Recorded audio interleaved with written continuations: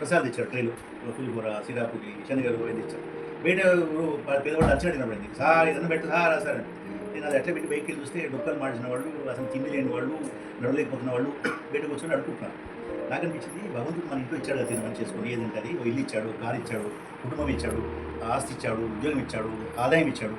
తినడానికి అర్హత మనకుందా, వాళ్ళకి ఏం లేని వాళ్ళు కూడా ఏం లేని వాళ్ళగా తినాల్సిందే అని ఆ రోజు అవి అలాగే తీసుకెళ్ళి వాళ్ళకి ఇచ్చేసి నెక్స్ట్ సండే రోజు తర్వాత ఫ్యూ డేస్కి సండే వచ్చిన రోజు మీటింగ్లో పెట్టాను. ఏమంటే మనం ప్రతిరోజు పేదవాళ్ళకి అన్నం పెట్టాం, ఉచితంగా పెట్టాం. కమిటీలో అందరూ రోజు ఎవరు చేస్తారు, అసలు రోజు అన్నం పెట్ట వీలవుతుందా, ఎవరుంటే వాళ్ళు ఎక్కడ డబ్బు వస్తుంది ఏదైనా. ఆ రోజు సాయంత్రం మిరకిల్స్గా బాబా గుడి ఏంటంటే మిరకిల్సే, ఇలాంటి వాళ్ళని పరిచయం కూడా పెద్ద మిరకిల్. ఆ రోజు సాయంత్రం అతను గుడికి వచ్చి ప్రెసిడెంట్ గారు అన్నారు, నన్ను షార్ట్కట్లు చెప్తాను. వాళ్ళిద్దరు భార్య భర్తలు వచ్చారు, ఆయన గుండు కొడుచుకొని ఉన్నాడు, ఆయన భార్య వచ్చింది. వాళ్ళు ఏడుస్తే ఉన్నారంటే, సార్ ఇప్పుడు మా అమ్మాయి మూట ఇచ్చిందండి, చనిపోతే చెప్పింది, మా అమ్మ చనిపోయి 12 రోజులు అయింది, రోజు ఇది 13వ రోజు, ఈ డబ్బు అన్నదానం అయ్యే ప్లేస్లో ఇమ్మన్నారు, మీ గుడిలో అన్నదానం లేదు కదా, ఎక్కడ ఇమ్మంటారు, శ్రీశైలం ఇమ్మంటారా, తిరుపతి ఇమ్మంటారా అంటే, నేను ఏమి మాట్లాడు కళ్ళు నీళ్ళతోటి ఆ రోజు సైన్ చేసిన మినిట్స్ బుక్ ఉదయం 11 గంటలకు సైన్ చేసిన మినిట్స్ బుక్ తీసుకొచ్చి ఆయన ముందు పెట్టాను. అని స్టార్ట్ చేయాలనుకున్నామండి.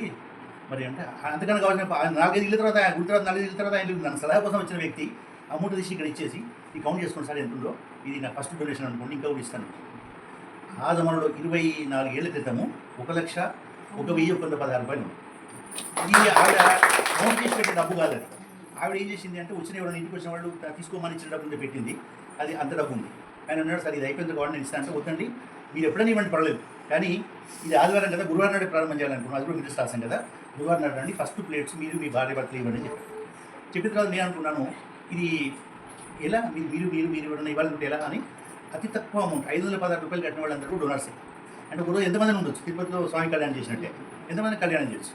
అది స్టార్ట్ చేస్తే మీరు ఎవరు గెస్ చేయలేని రకంగా 3-4 ఏళ్లలో 15 కోట్లు వచ్చాయి. 15 కోట్లు వచ్చిన తర్వాత షిరిడీలో ఉచిత అన్నదాన సత్రం, అంటే ఉండడానికి వసతి ఇవ్వాలి, 3 రోజులు వాళ్ళు భోజన సదుపాయం చేయాలి, అంతా ఫ్రీగా ఉండాలి. అట్లా అంత డబ్బు అక్కడ పెట్టి అది అండర్ కన్స్ట్రక్షన్ ఉంది. ఇప్పుడు కూడా మళ్ళీ 4-5 కోట్ల కార్పస్ ఉంది. అది ఆ మనసులో ఆ మాట ఆలోచన వచ్చిందిగా, నాకు అర్హత లేదు, బయట వాడు తినాలి అర్హత వచ్చింది. ఆ పాయింటే మనం ఇంతవరకు ఎంత తీసుకొచ్చింది. ఈరోజు 1000 మంది భోజనాలు చేస్తారు గుడి ముందు. అంటే నాకు అనిపించింది, సంబరైజ్ చేసాం స్టార్టింగ్లో. నాకు అనిపించింది అంటే రోజు సంబరైజ్ తినను కదా, నేను 7 days 7 varieties చేసాం. 7 రోజులు 7 రకాల భోజనాలు. గురువారం కాబట్టి బిర్యానీ, అందరికి వెజిటబుల్ బిర్యానీ.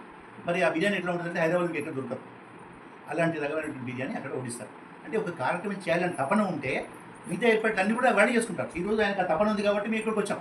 ఆయన పెళ్లి చేసుకుని పిల్లలు కానీ ఆయన సంసారం ఆయన ఉంటే నమస్తే సార్ అనేవాడు. ఇప్పుడు మేము వచ్చేవాళ్ళం కాదు కదా. అంటే ఒక తపన, ఏదో ఒక పాయింట్ స్ట్రైక్ ఉంటుంది నాకు, నేను దీనికి డివోట్ కావాలి అని.